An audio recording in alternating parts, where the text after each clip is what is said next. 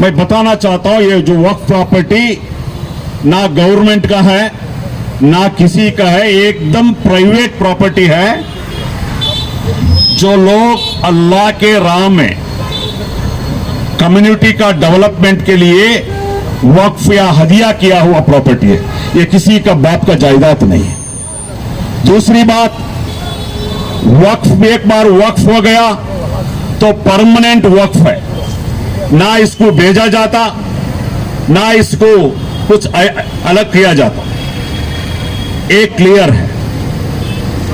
तो ये एक साजिश के बुनियाद पर इस वक्फ अमेंडमेंट बिल लाया गया, जो इंडिया का 20 करोड़ मुसलमानों का उनका जायदाद है या उनका प्रॉपर्टी है, उनका रिलेटेड है। ये मोदी हुकूमत को कोई एक मुसलमान एक सिंगल एप्लीकेशन नहीं डाला, पार्लियामेंट में रहने वाले कोई मेंबर ऑफ पार्लियामेंट्स नहीं इसको रिक्वेस्ट करे, ना मुस्लिम से बड़े बड़े तंजीम है, मिली काउंसिल है, all India Muslim personal law board है, उलमा काउंसिल है, कोई भी उलमा काउंसिल कोई भी मिली काउंसिल एक एप्लीकेशन डाला नहीं डाला कि अमेंडमेंट करो। यानी कि कोई मुसलमान सिंगल मुसलमान ना पूछे मोदी को ऐसा एक अमेंडमेंट बिल लाओ बोलकर। तो ये बिल लाने का मकसद क्या है? एक साजिश है, एक षड्यंत्र है। इसका पीछे जो वक्फ का प्रॉपर्टी लूट कर जो बैठे हैं उनको फायदा पहुंचाने का एक साजिश है। अब हमारे नौजवान साथियों को, उलमा को यह मालूम होना चाहिए, सबसे ज्यादा वक्फ का जमीन अगर हड़प को बैठी है तो गवर्नमेंट हड़प कर बैठी है। मेरे सामने जो प्रॉपर्टी है, ये जो पेट्रोल बंक से लेकर नीचे तक जो प्रॉपर्टी है, ये वक्फ का प्रॉपर्टी है। नौजवान साथियों, उलमा इकराम, ये हमारे ऊपर इतना बड़ा जुल्म और नाइंसाफी हो रहा है, इसमें हमारे ही लोग, हमारा ही रहबर का हाथ। बहुत अफसोस होता है, इनको मालूम नहीं है, इनको मालूम नहीं है क्या होगा। वक्फ का 1 रुपया भी खाएगा वो जहन्नम में जाएगा, कोई डाउट नहीं है। अल्लाह की प्रॉपर्टी है, 1 रुपया भी, अगर 1 रुपया भी खा लिया वक्फ का जहन्नम में जाएगा। ये अल्लाह का प्रॉपर्टी है, ये कौम की मिल्लत की प्रॉपर्टी है। मगर अफसोस इस बात की है, इतना बड़ा लूट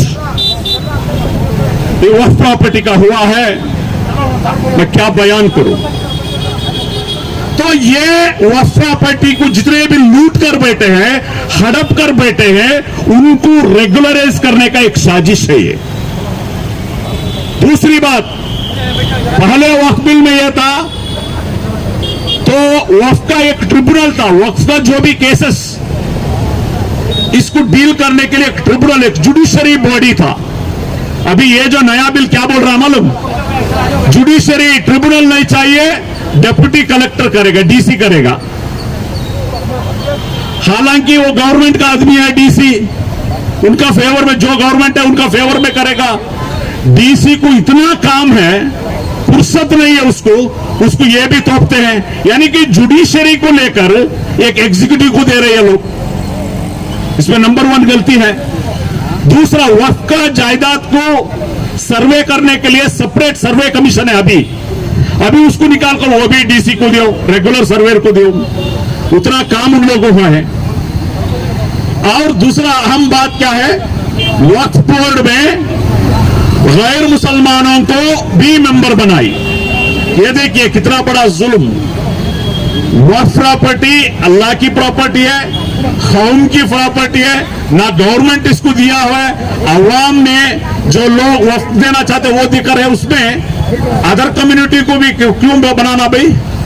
तो मैं पूछना चाहता हूं हुकूमत को, जो चामुंडेश्वरी का जो प्राधिकार बनाए, मुझे उसमें मेंबर बनाओ, एक मुसलमान को मेंबर, देवल कमेटी को मुसलमान का मेंबर बनाओ। करते हैं क्या आप?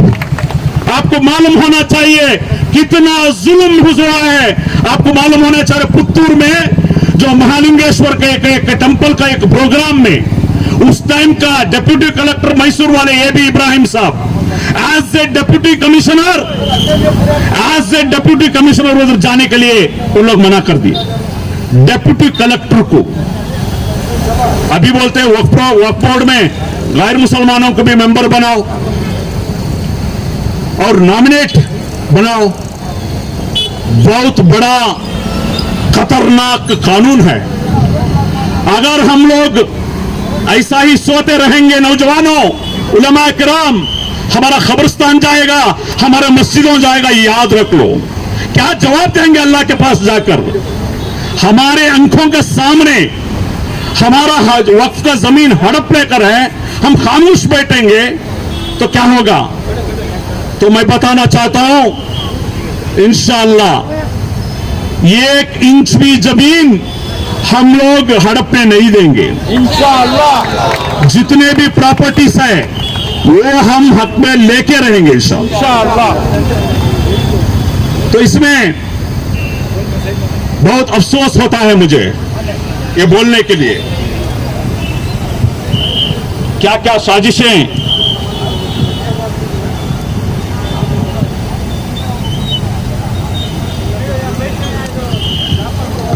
मैसूर का अंदर हुआ है।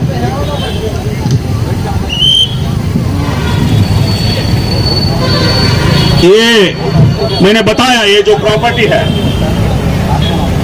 ये तमाम प्रॉपर्टी सैयद अलाउद्दीन शाह कादरी मकान को मिलकर है। जितने प्रॉपर्टी सर्वे नंबर 39 में 2.24 2 एकड़ 24 गुंठा, सर्वे नंबर 40/4 में 4 एकड़ 7 गुंठा, सर्वे नंबर 42 में 5 एकड़ 7 गुंठा, सर्वे नंबर 43 में 32 गुंठा और गरा और हेब्बाडी में श्रीरंगपट्टनम में 6 एकड़ जमीन, ये तमाम जमीन सैयद अलाउद्दीन शाह कादरी मकान रहमतुल्लाह अलैह का ये है, उनका हक है। और ये वक्फ प्रॉपर्टी है।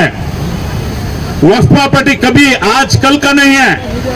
नोटिफिकेशन मैसूर वक्फ बोर्ड 19/2 1965 में 1965 में ये वक्फ प्रॉपर्टी है। 1960 जितने भी प्रॉपर्टी है 1965 में। मगर अफसोस इस बात की है, हमारे इतने जिम्मेदार, इतने उलमा किराम, इतने तंजीमें रहने के बावजूद भी मूडा उसको अक्वायर कर लिया। कोई बात नहीं, ना एमएलए पूछा, ना मिनिस्टर पूछे, ना अवाम पूछे, ना तंजीमें पूछे। वक्फ इज वंस वक्फ इज वक्फ प्रॉपर्टी है, किसी को भेजा नहीं जाता। और दूसरी एक अहम बात मालूम है आपको, ये मुतवल्ली बोलकर है। वक्फ का जितने भी इदारे हैं, मुतवल्ली का मतलब केयर टेकर है। मुतवल्ली का मतलब क्या है? केयर टेकर है, देखभाल करने के लिए मुतवल्ली। अभी क्या है, मुतवल्ली इस पूरे ओनर बन गए, मेरा जायदाद। मुतवल्ली के बाद मुतवल्ली के बच्चे बोलते हैं ये वक्फा, ये जो हमारा खानदान का है, हमारा है। मुतवल्ली जो है केयर टेकर है, वो वक्फा जमीन को देख लेने का काम उसका है। तो ये सब साजिश होकर गया है। अभी यहां पर एक कॉर्नर में जो सैयद अलाउद्दीन शाह कादरी मकान का जो प्रॉपर्टी 32 गुंठा, ये कंपाउंड डाले है ना, 32 गुंठा वक्फ का प्रॉपर्टी है। चंद लोग मिलके साजिश करके उसको कंपाउंड डाल के बैठे हैं, कोर्ट में इंजेक्शन डाल के। हम देखते हैं भाई कितना दिन तेरा इंजेक्शन रहेगा। इंशाअल्लाह एक एक वक्फ का जमीन को बचाने के लिए हम शहीद हो जाएंगे, मगर छोड़ेंगे नहीं, याद रखिए। अगर वक्फ के जमीन के लिए शहीद हो गए तो अल्लाह के लिए हम शहीद हो गए, तो हम छोड़ेंगे नहीं। कान खोल कर सुन लो, वक्फ का जिम्मेदारों, डिस्ट्रिक्ट का वक्फ जो कमिटीज जो हैं, आपका जिम्मेदारी सही तरीके से निभाना है। वक्फ एडवाइजरी कमेटी पैसे हड़पने के लिए नहीं है, लोगों का भलाई के लिए है। वक्फ का जो भी आमदनी आता है 30% गरीबों के लिए है। वो एक वक्फ का प्रॉपर्टी, हमारे बच्चों को कॉलेज नहीं है, स्कूल्स नहीं है, पॉलिटेक्निक नहीं है, इतना जगह पड़ा है, इतना जगह पड़ा है और कोई डेवलपमेंट नहीं। कमर्शियल कॉम्प्लेक्स बनो, कमर्शियल कॉम्प्लेक्स बनो, कितना बनाएंगे भाई कमर्शियल कॉम्प्लेक्स? एजुकेशन पे आप इस तवज्जो देना है। एक बेहतरीन इंजीनियरिंग कॉलेज नहीं है हमारा, कॉलेजेस नहीं, एजुकेशन इंस्टीट्यूट नहीं, इतना प्रॉपर्टीज है। मैं आपको बताए तो ताजुब होगा, इंडिया में सबसे तीसरी नंबर पे, आर्मी और रेलवे छोड़ो तो तीसरी नंबर पे अगर जायदाद है वो वक्फ का है। देखो नौजवानों, अल्लाह ताला इतना बड़ा नियमत दिया हम लोगों को, इस कौम को, मगर उसका फायदा नहीं उठा रहे हम लोग, क्योंकि हम खामोश हैं। गलत लोग उधर जाके बैठकर लूट लेकर है। कितना प्रॉपर्टी सेल की आपको मालूम है? जो अदानी, जो अंबानी बैठकर है ना घर, एंटिला 27 फ्लोर का जो एंटिला है, जो अंबानी का जो घर है ना, वक्फ का प्रॉपर्टी है। 400 रूम का बहुत बड़ा बंगला बना है, हेलीकॉप्टर उसमें उतरता है। प्रॉपर्टी किसका? वक्फ का। हमारे बड़ों ने, हमारे बुजुर्गों ने जरा गलती करने की वजह से तमाम चीजें हुए। आइंदा भी ये गलती में हम लोग नहीं रहना है।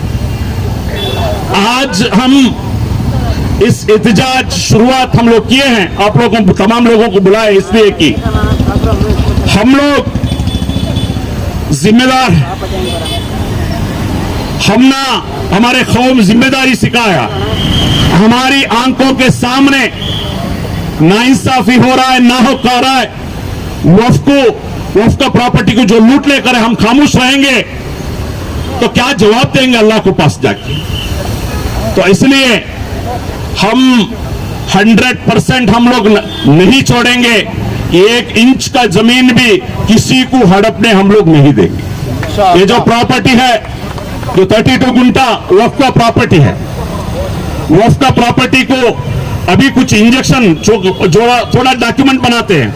बहुत एक लैंड माफिया है, लैंड माफिया को बहुत सारे लोग सपोर्ट करते हैं, हुकूमत भी सपोर्ट करता है, डिपार्टमेंट सपोर्ट करता है।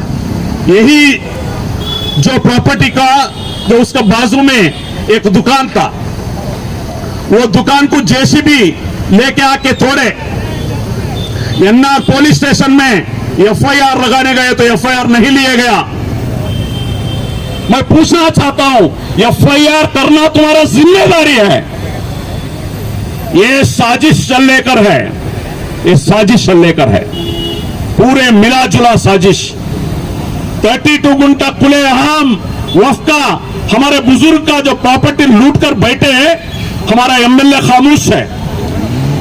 मैं पूछना चाहता हूं, वक्फ के बहुत बड़े, आपको यहां का एमएलए है, यहां का वक्फ का स्टेट कमेटी का मेंबर है, तुम्हारे ही लोग बैठे हैं, क्यों खामोश है आप लोग? एक आवाज, एक स्टेटमेंट नहीं है आपका। हम लोग आवाज उठाने के बाद, अलीम भाई जैसा जरा लोग उधर आवाज उठाए, कुछ कार्रवाई हम सब करने के बाद अभी उसमें केस को वक्फ इंटरव्यू हुआ है, वक्फ बोर्ड। तो साथियों, ये एक जगह नहीं है, एक एग्जाम्पल है, एक एग्जाम्पल है। ऐसा करोड़ों का प्रॉपर्टी ये लोग लूट के बैठे हैं। तो एक तो हम अवेयर होना है, किसी हालत से हम लोग छोटा, देखिए अवाम से बड़ी ताकत दूसरा कोई नहीं है, याद रखो। सबसे बड़ी ताकत क्या है? अवाम है, पब्लिक है, इससे बड़ा ताकत कोई भी नहीं है। जो आज हुकूमत आए तो हमारे वोटों के बुनियाद पे आया। तो इंशाल्लाह मैं ज्यादा वक्त नहीं लेते हुए, हम लोग अवेयर रहना है, रेडी रहना है। कभी भी कहीं भी एक वक्फ का प्रॉपर्टी का ऊपर बुरा नजर आया तो फौरन हम लोग जाना है। तो ये कोर्ट में इंजेक्शन रहने की वजह से हम लोग चुप हैं, नहीं तो मैं खुद आके कंपाउंड तोड़ के मैं फेंकता हूं। कोर्ट को इज्जत देने का वजह से मैं चुप हूं। एमएलए चुप रहेगा, दूसरे कुछ चुप रहेंगे, मगर एसडीपी चुप नहीं रहने वाला नहीं है। हमारा बुजुर्गों का प्रॉपर्टी ऐसा हड़पने के लिए हम लोग नहीं देंगे। जो भी जिम्मेदार, मैं बहुत इज्जत के साथ कहता हूं, जो भी लोग इस प्रॉपर्टी, वक्फा प्रॉपर्टी, हमारे बुजुर्ग सैयद अलाउद्दीन शाह कादरी मकाम की इस प्रॉपर्टी को हड़प के बैठे हैं, कंपाउंड निकालो, कंपाउंड निकालो। अल्लाह के वास्ते, अल्लाह के वलियों के वास्ते आप इसको वक्फ का हवाला कर दो, नहीं तो आपका खानदान बर्बाद हो जाएगा। ना दुनिया रहेगा ना आखिरत रहेगा आपको, ना दुनिया रहेगा ना आखिरत रहेगा, आपको बर्बाद हो जाएगा आपका कान। अल्लाह के बुजुर्गों के अगर पैसा खाया, हड़प लिए, बर्बाद हो जाएंगे, याद रखो। तो भाइयों, बुजुर्गों, दोस्तों, इंशाअल्लाह हम जो लीगल फाइट जो कर रहे हैं, हम लड़ेंगे, हम लड़ते रहेंगे। जो भी नाइंसाफी के खिलाफ हम लोग लड़ते रहेंगे। जो वक्फ अमेंडमेंट का बिल बारे में already social democratic party of India जो ज्वाइंट पार्लियामेंट्री कमेटी जो बनाकर है 31 लोगों का, उन लोगों को मिलने का, और हमारा जो ऑब्जेक्शन ऑलरेडी रेडी है, वो ऑब्जेक्शन फाइल करने का भी हम लोग डिसाइड किए। उसके बाद जितने भी पॉलिटिकल पार्टी हैं इंडिया में, उसका जो भी जिम्मेदारों को मिलने का, हम लोग अभी वाईएसआर रेड्डी को हम लोग मिले और ये वक्फ बिल को सपोर्ट नहीं करना है बोलकर बहुत सारे तंजीमें एसडीपी सब मिलकर करे। तो तमाम पॉलिटिकल पार्टीज को, वो नीतीश कुमार को हम मिलेंगे, हम चंद्रबाबू नायडू को मिलेंगे, social democratic party of India already तय किया है। तमाम जो भी जमातें के साथ हम लोग मिलकर एक मांग करेंगे, किसी हालत में ये जो बिल जो है ये पास नहीं होना चाहिए। अगर ये पास हो जाएगा तो वक्फ का हमारा प्रॉपर्टी कब्जा हो जाएगा, खत्म हो जाएगा। हमारे ना कब्रिस्तान रहेगा ना मस्जिद रहेगा, अलग अलग बहाने, ऐसा ही बहुत बहाने वो लोग करते हैं, ऐसा ही बहाने बनाकर हमारे तमाम जो जायदाद वक्फ का है वो खत्म हो जाएगा। तो इसलिए नौजवान साथियों, उलमा किराम, हर हमेशा इसके बारे में बात करना है, हर जुम्मा में बयान होना है, हर नौजवानों को उनका जिम्मेदारी समझाना है। अल्लाह ताला हम लोग को इसलिए भेजा तो इबादत करने के लिए भेजा। इबादत का बात क्या है? इंसाफ कायम करना, यह भी इबादत है। नाहक के बारे में आवाज उठाना, यह भी हमारा हिफाजत है। जुल्म का खिलाफ खड़े होना, यह भी इबादत है। सिर्फ नमाज पढ़ना, हज उम्रा करना, रोजा रखना, यह सिर्फ इबादत नहीं है। इंसाफ कायम करने का जिम्मेदारी रसूलुल्लाह सल्लल्लाहु अलैहि वसल्लम हम जिम्मेदारी सौंपे हम लोगों को। इस जमीन में इंसाफ कायम करना, जुल्म को रोकना, ये हमारा जिम्मेदारी है। इंशाअल्लाह हम हमेशा ये काम को लगे रहेंगे। इतने ही कहते हुए मेरे बात को खत्म करता हूं। अस्सलाम वालेकुम।